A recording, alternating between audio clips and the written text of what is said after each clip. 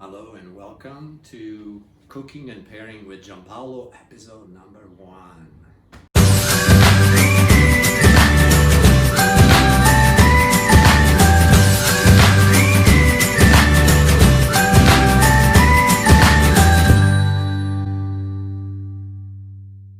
Anyway, we're here today to share some of my passion has been forever. I've been cooking since I was a child. And I would like to share some of these things. You know, my dishes are always a hit with friends and family. Everyone has always told me that I should have opened a restaurant. But I also know that I like changes too much, and I think I would be bored having to do mise en place and repeat the same menu every day, because every day I like to create something different. Based on the budget, based on what you have in your refrigerator, based on your leftovers, you know, there's no sense in eating the same thing reheated from last night when you can take it and transform it into something else. That's the principle. We are living, well, I am living in Chicago, so urban living. I have a deck where I plant my herbs. Usually at this time of the year, I'll be shopping at farmers markets, but of course we are surviving pandemic. Things are not reopened quite yet. But you could find good things in certain supermarkets and finding your favorite places. So today as a first thing, I wanted to do something that was more springtime and fresh and kind of display some of the fruits of the seasons. So I found some fresh peas, and this is how I am. When I buy things in the store because it's something different. It's a new produce from the season that I have not seen for a long time. So I buy it and I come home and I have no idea what I'm gonna make with it. So today I decided I'm going to make pasta. I'm going to make some stuffed pasta, some ravioli, and I'm going to use some shrimp. The shrimp is actually frozen. So this is an idea how you can incorporate, to better your budget, frozen things with fresh things. Once they are prepared correctly, you will not be able to tell which was frozen, which was fresh, and it would just all blend and taste wonderful. These were 16 to 20 count shrimp from Argentina. They were only $8 a bag. So I am going to cook the peas and then puree them and use some of that puree with the shrimp for the stuffing of our ravioli, and then to balance the meal and kind of have something else. You cannot just have 3 or 4 raviolis, right? That wouldn't be a whole dinner. I'm going to make a salad to go with it, kind of something crunchy and fresh, and maybe with a little kick to it, so maybe a little Asian twist to it. Even though I was born and raised in Italy, my cooking by Italian standards, or what an Italian chef would probably comment that my food isn't really traditionally Italian. I was exposed to traditional French techniques, which I think are the base of any cooking. If you can cook French food, you can cook just about any cuisine. It's a good skill to learn. And now, living in America for so long, we are the melting pot of the world, and we blend cultures and ingredients from everywhere. Why restrict to one thing in one country? You can be inspired by one dish, but don't be afraid to add something else. So, as you would see today, I will add some pimenton. So this is a common spice used in Spain. I would use a medley of herbs, which probably you don't see often together, but I will explain why. So let's get on to it, and we're gonna make pasta. So as I mentioned earlier, I tend not to measure things too much, but in making pasta, a basic rule that I remember way back from Italy, it's basically one egg per 100 grams of flour. So a good suggestion is always break your eggs in a bowl one by one, so that you want to avoid having little pieces of crushed egg in your dough.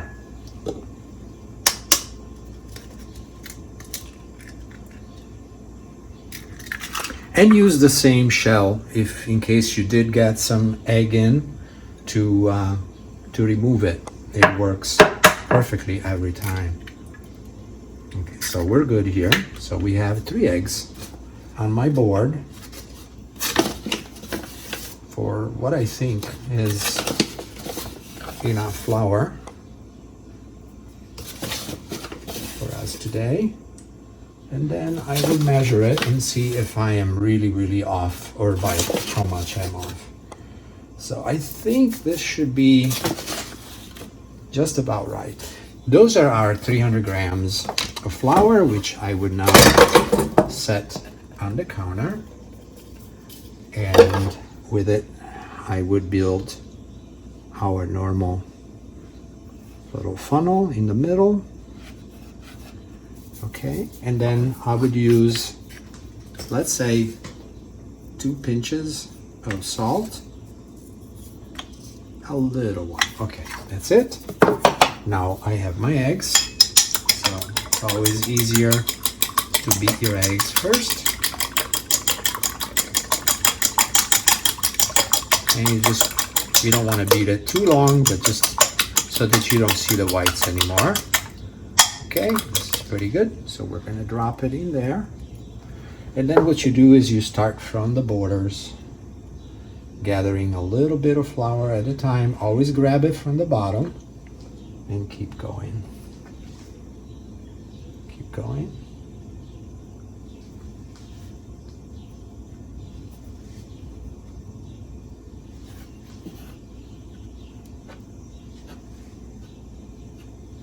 Okay, when most of it is already in the flour and it's not going anywhere, this is also helping to keep your hands clean.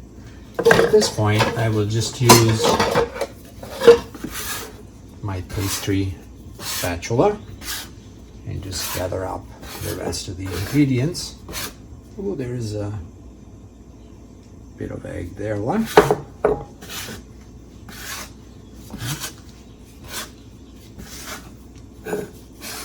And you just keep working your pasta. You know, and it will seem as you're working the dough that it's not coming together, but trust me, it will. You just have to be patient and just, okay, at this point, we are ready to just work it by hand. So.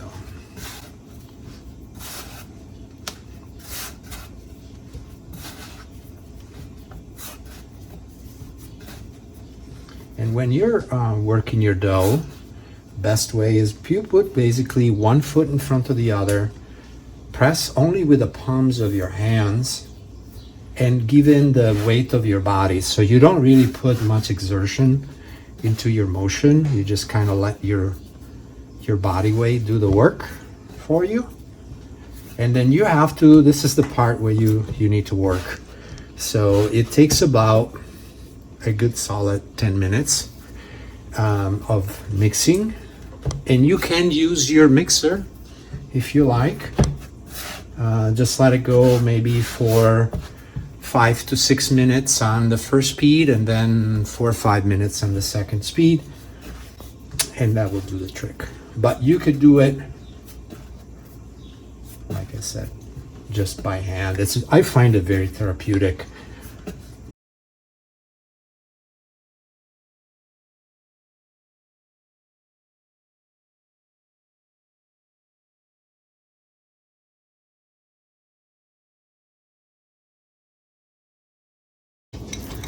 So this is our dough.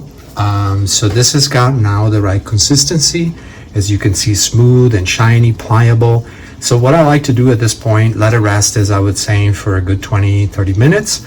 And some people put oil in their dough. I don't like putting oil in the dough, but I like wetting the bowl just lightly, grease it lightly, and then turn the dough around in the grease just once. You know, so it will prevent it from drying out. And then I will put my plastic and seal it very tight. And then this is going in the refrigerator, okay?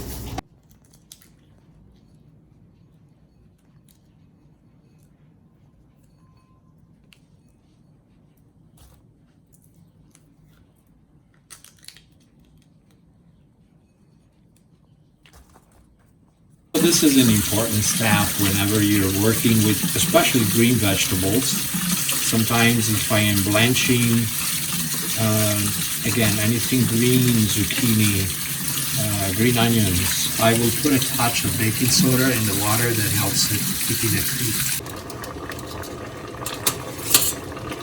Okay, so at this point, I have drained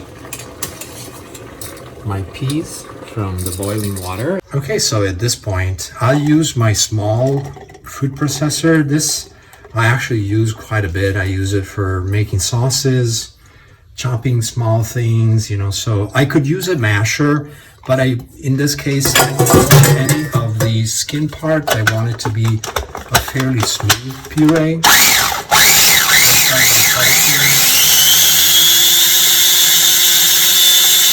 So at this point, we have our pureed peas. I'm going to drop about 1 tablespoon of crème fraîche.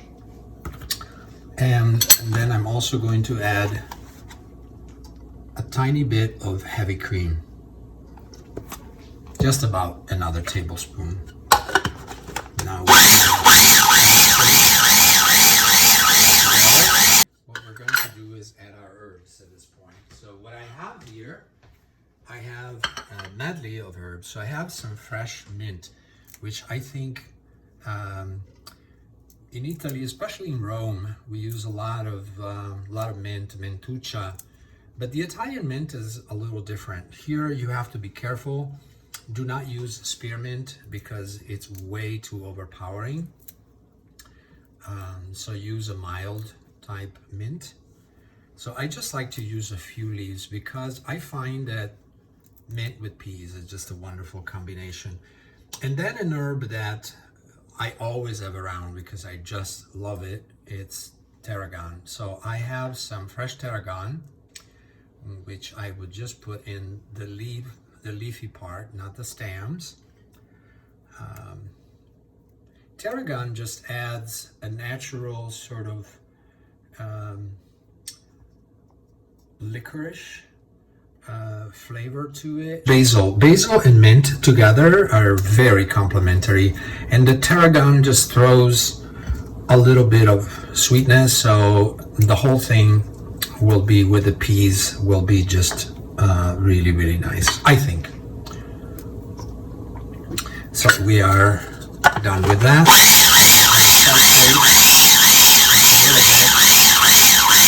Thing we're going to do is devein our shrimp. So we want to grab a sharp knife, a paring knife, and just simply slice a little bit on the outer part of the shrimp, and there is where the intestinal tract lies. So we just want to remove all that part, and what I like to do is pull kind of a little bit of the sides.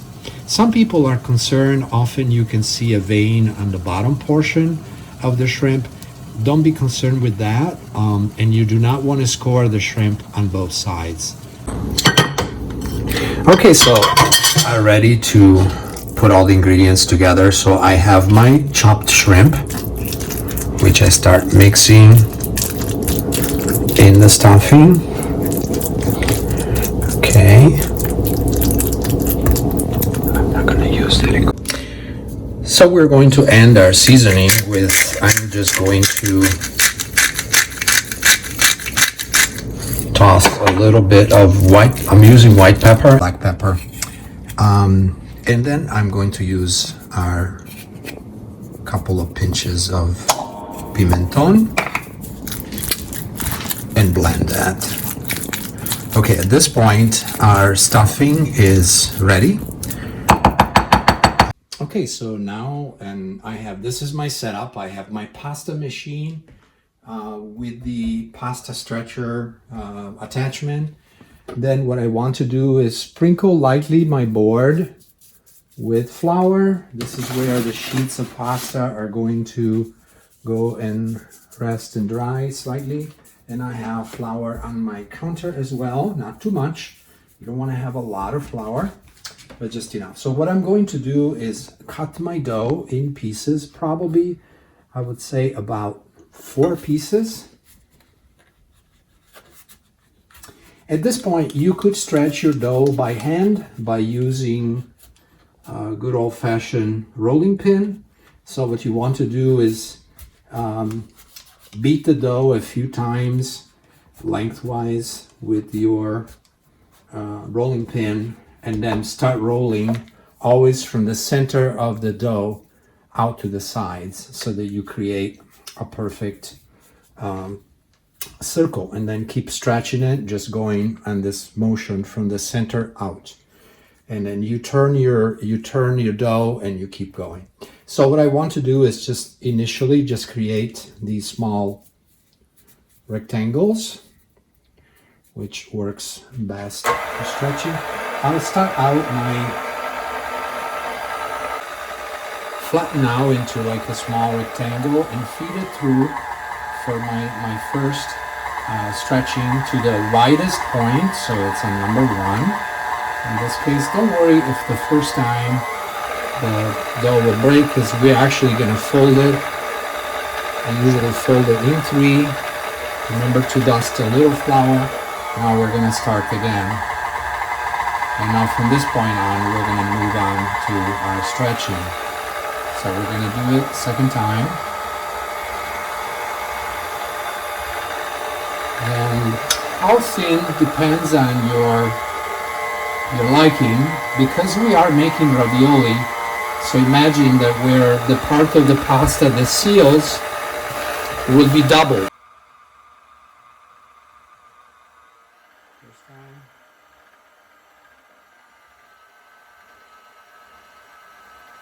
Second time. Flour. Okay, so we're ready for our stuffing. So I'm going to use, actually I like to use the measuring 1 tablespoon for the filling, and we're gonna space this out.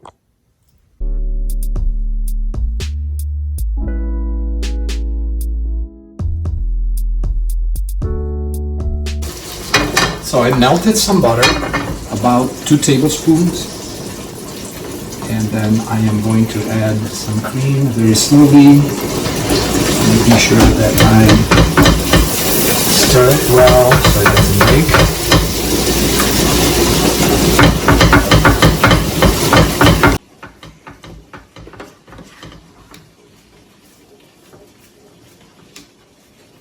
Okay, at this point, some tomato sauce I previously made. There will be a video for my tomato sauce.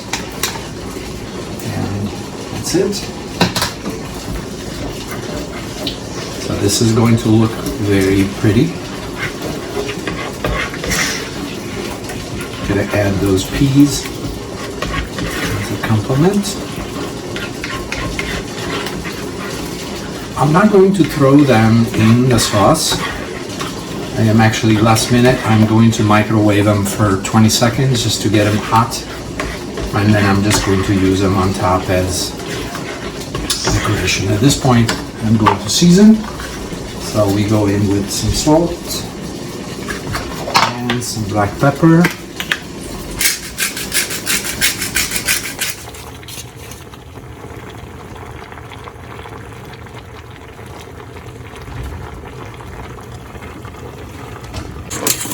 Okay, so these are ready to be. I have a bowl here with a couple of pieces of butter. I like to do this separately from the sauce because we kind of like to see the pasta. We don't want to just completely coat it.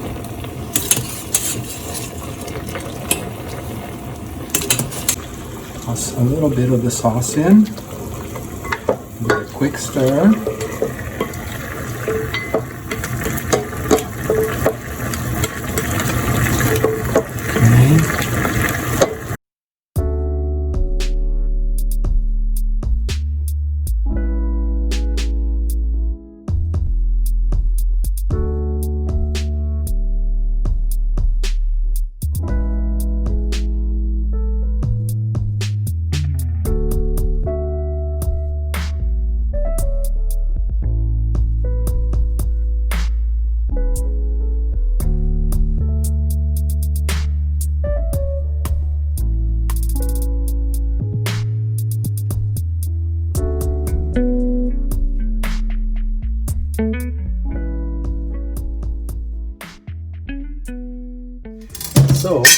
we're gonna make our salad relish. So I am going to start out cleaning out this lovely Napa cabbage.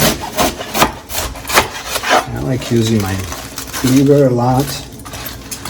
It makes the job easier, faster. I'm just gonna quarter it first, and then slice it as fine as possible.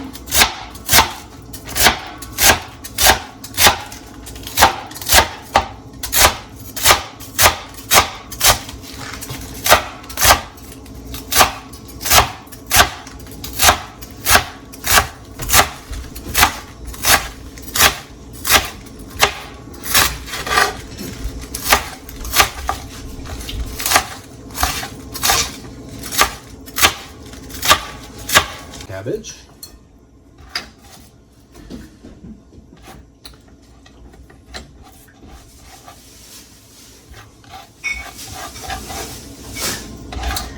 And then I have washed a bell pepper.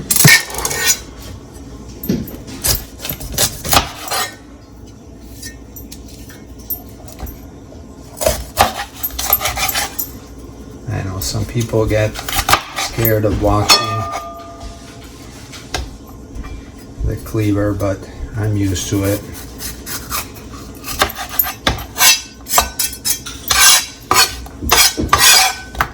So I want to slice that kind of fine also. The bell pepper. And now we're going to do the green onion. So I'm just going to chop the top part off. That looks a little weathered. The green part up to a little bit of the white. I think actually this is enough. And this is something that I've learned watching Japanese chefs.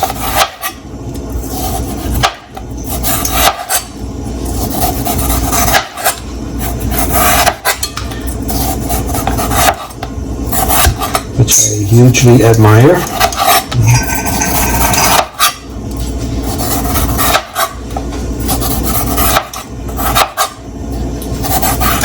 Okay, now I am going to use the knife like so.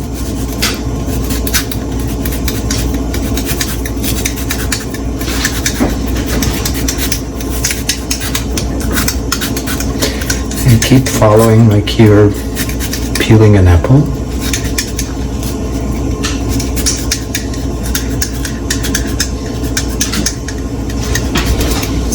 So we're left with the core, and then we're gonna take this, cut it up in like 3 strips, turn it over. And now I'm going to do my julienne. Okay, that's enough cucumber.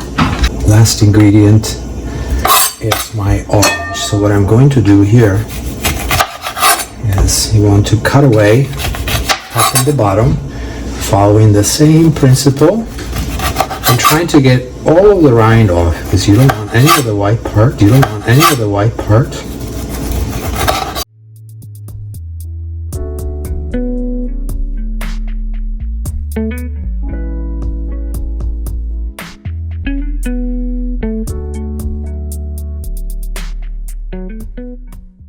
And if you're not comfortable with using a big French knife, you could use a smaller knife as long as it's sharp. So we start out cutting our sections. So we go in between the segments and then cut right past the segment toward you, and naturally the blade will find the way to slice it.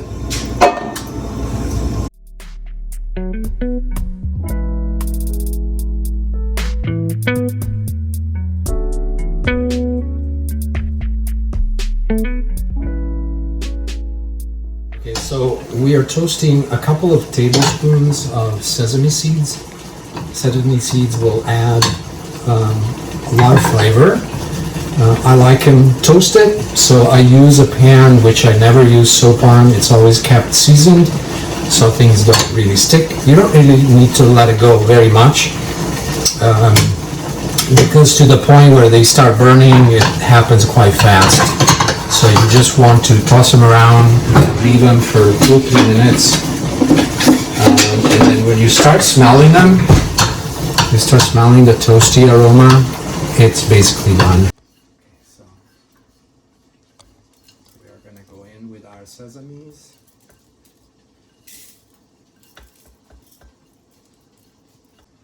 Okay, so we're continuing with our dressing.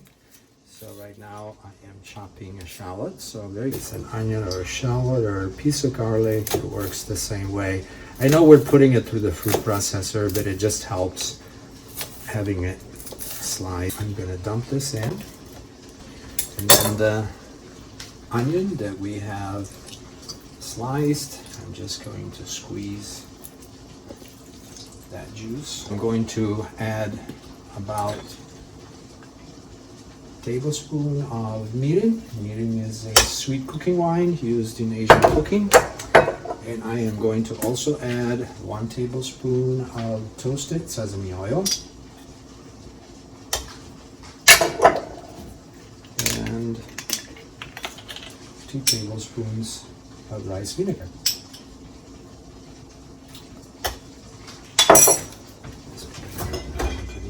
2 tablespoons soy sauce, and I am using some fermented soybean paste. So this is a Korean product called doenjang. It's about 1.5 tablespoons. Also Korean chili paste. I like spicy, so this is going to be mildly spicy. And at this point, we're gonna just take our basil, break it up.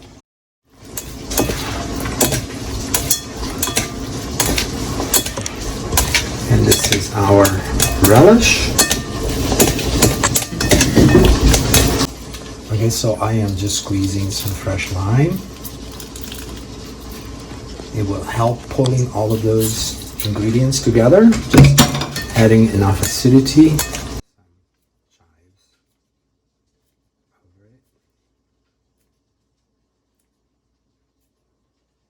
I'm just going to slice some thin lines.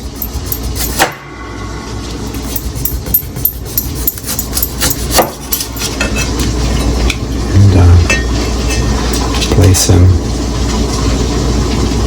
around in the bowl, which I've added just a little bit of basil on top, and again the snapped chives and some slices of lime. Finally sitting down and eating what we've been preparing all evening. I made fresh ravioli with shrimp and fresh peas, and they are in a creamy tomato sauce, and again garnished with the fresh peas. And we have also a lovely Asian style salad with Napa cabbage and some bell pepper, and it has Asian spicy. And with it, I chose 2 wonderful wines. They're both Italian. The rosé is Musella, so this is from the Veneto region. It's a rosé, a rather fairly full body rosé made of Corvina grape. The owner is a dear friend for a long time. She's also the winemaker and makes wines in the biodynamic style. And then we also have a beautifully flavored Vermentino from the Sardinia island. So both of them will go very well. I will probably say the rosé for the first course and the white probably with the salad. You can do it however you like. So buon appetito, let's enjoy.